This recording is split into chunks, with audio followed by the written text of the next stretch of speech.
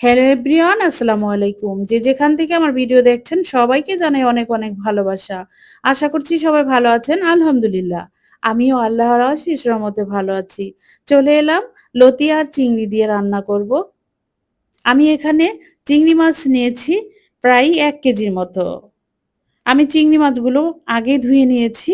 এখন আবার কেটে আবার ধুয়ে নেব। ধুয়ে লবণ মাখিয়ে কিছুক্ষণ সময় রেখে দেব।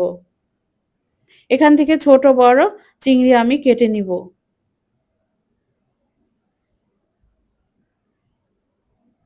আমার এই চিংড়িগুলি ছিল নদীর চিংড়ি।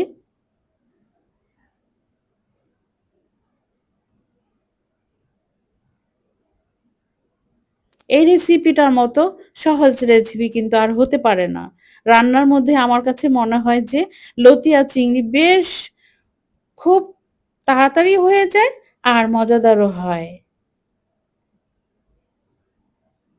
দেখতে থাকো আমার ভিডিও আর আমার ভিডিওর শেষ পর্যন্ত অবশ্যই ওয়াচ করে দিবে।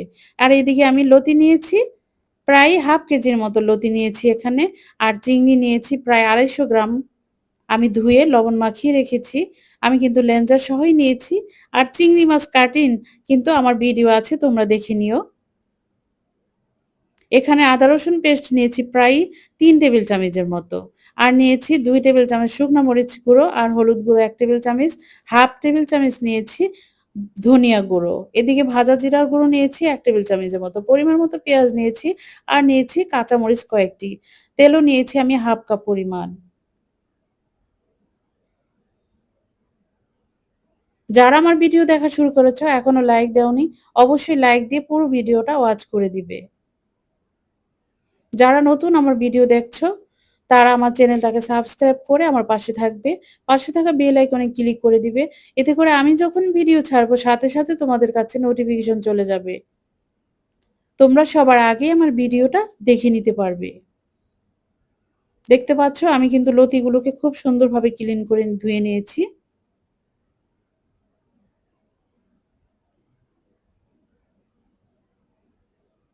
এদিকে আমি ফ্রাই প্যানও কিন্তু বসিয়ে দিয়েছি।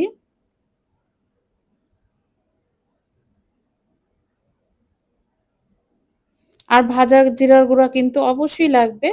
তরকারিটা যখন হয়ে যাবে ভাজা জিরার গুঁড়োটা আমি দিয়ে নামিয়ে ফেলবো তরকারি। এই তো হিট হয়ে গেছে, এখন তেল দিয়ে দিব ফ্রাই প্যানে।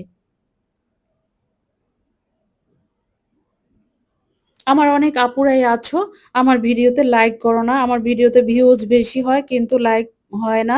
সেদিকে তোমরা একটু লক্ষ্য করো। প্লিজ লাইক দিয়ে দিও। এই তো পেঁয়াজগুলোকে আমি এখন হালকা করে ভেজে নেব।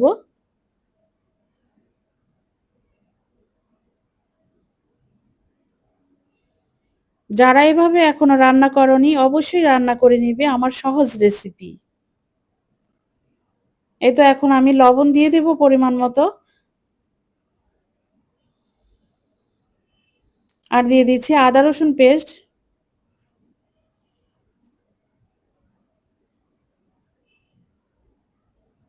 হলুদ গুঁড়ো, মরিচ গুঁড়ো আর ধনিয়া গুঁড়ো দিয়ে দিচ্ছি।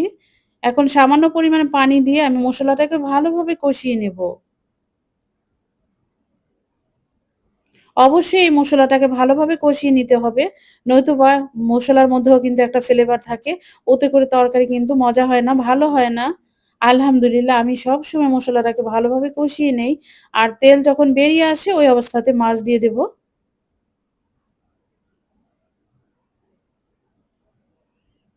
ব্যাক ক্যামেরাতে আমি অনেকক্ষণ নাড়াচাড়া দিয়ে এই তেলটাকে বের করে নিয়ে আসলাম। এখন চিংড়ি মাছগুলো দিয়ে দিব।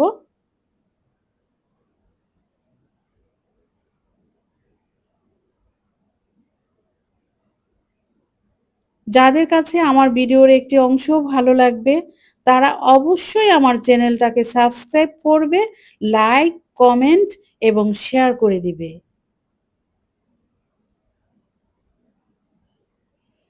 এখন ভালোভাবে চিংড়ি মাছটাকে নাড়াচাড়া করে নিলাম। আমি ঢাকা দিয়ে রেখে দিব।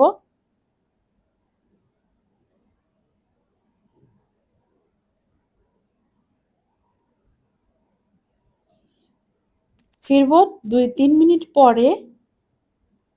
এই তো দেখতেই পাচ্ছ তেল কিন্তু উপর থেকে ভেসে আছে। এখন আমি চিংড়ি মাছগুলোকে নাড়াচাড়া করব। এর কারণ হলো দেখা যাচ্ছে চিংড়ি মাছ কিন্তু ওপিঠ ভাজাও হয়ে গেছে প্রায়।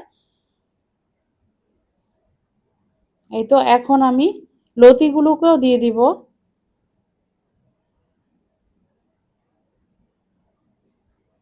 ভালোভাবে নাড়াচাড়া করে আবার একটু ঢেকে রেখে দিব। লতির মধ্যেও কিন্তু পানি আছে, যখন পানিটা বের হয়ে আসবে আমার ওই পানি দিয়ে কিন্তু কষানো হয়ে যাবে লতি। পরে আমি ঝোল অ্যাড করব।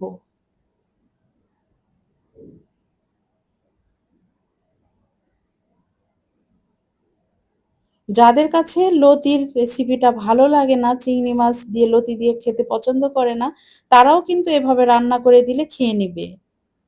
এত মজাদার হয়ে থাকে আলহামদুলিল্লাহ এই রেসিপিটা, আর খুব সহজেও রান্না করে নেওয়া যায়। আমার কাছে তো একদম ঝামেলা মনে হয় না।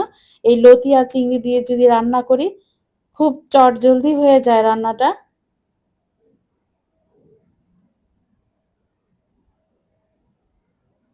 এই তো কষানো কিন্তু হয়ে গেছে, লতির কমে গেছে।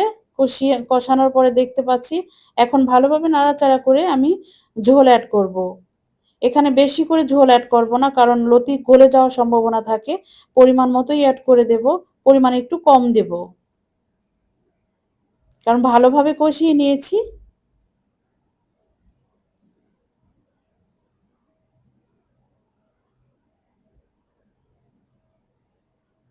চায়ের কাপের ৩ কাপ পরিমাণ আমি পানি অ্যাড করে দিলাম। এতে করে আমার লতিটা সফট হবে আর ঝরঝরে হবে। আমি এখানে মাখা মাখা ঝোল রাখবো। লতির মধ্যে কিন্তু কখনো ঝোল রাখবে না, ওতে করে তরকারি টেস্ট হয় না। ঢেকে রেখে দিলাম। লতি যখন সেদ্ধ হয়ে যাবে তখন আবার আমি নাড়াচাড়া করব। দেখতে পাচ্ছ বলক চলে আসছে। আমি আলতো আলতো হাতে নাড়াচাড়া করব যাতে লতিটা আমার না গলে যায়, ঝরঝরা থাকে।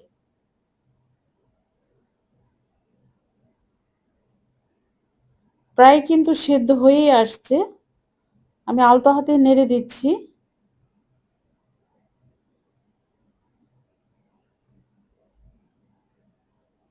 আলহামদুলিল্লাহ আমি লবণ দেখে নিয়েছি, হয়েছে ঠিকঠাক মতো।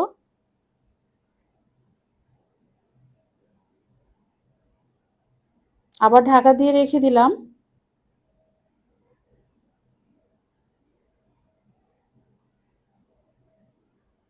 প্রতিদিন আমার ভিডিও নতুন নতুন ভিউয়ার্স আপু তোমরা দেখছো, ভাইয়া তোমরা দেখছো, তোমাদেরকে আমার তরফ থেকে অনেক অনেক ভালোবাসা রইলো। আমার ভিডিও দেখার জন্য তোমরা অনেক ভালোবাসা দিয়ে দেখো। আমি দেখেছি আমার ভিডিওগুলো, তোমরা অনেক সুন্দর করেই দেখো। তোমাদেরকে অনেক অনেক ভালোবাসা আমার তরফ থেকে।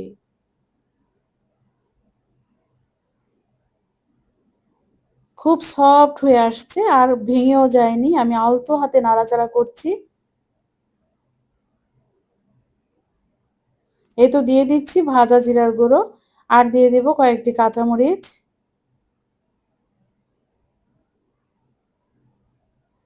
এই অবস্থাতে যদি কাঁচামরিচ দেওয়া হয় তাহলে কাঁচামরিচটা সবুজ সবুজ থাকে, ফ্লেভারটা শুধু মিক্স হয় তরকারির সঙ্গে।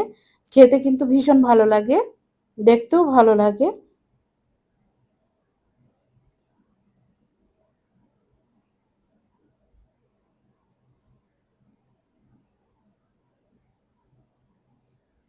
তোমরা অবশ্যই কমেন্ট করে আমাকে জানাবে আমার রেসিপিটা কেমন লেগেছে তোমাদের কাছে।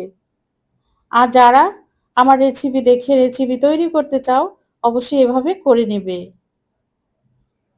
এখন আমি জালটাকে কমিয়ে আবার ঢেকে রেখেছি যাতে সফট হয় আর ঝোল টেনে যায়।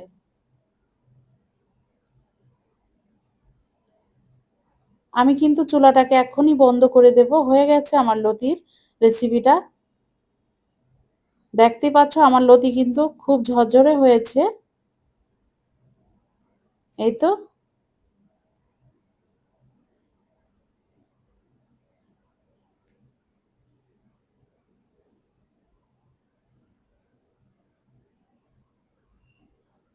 আমি চুলোটাকে কিন্তু বন্ধ করে দিয়েছি। আলহামদুলিল্লাহ আমার কাছে ভীষণ ভালো লেগেছে। আমি কিন্তু খেয়েই ভয়েস দিয়েছি। তোমরা ট্রাই করে দেখো।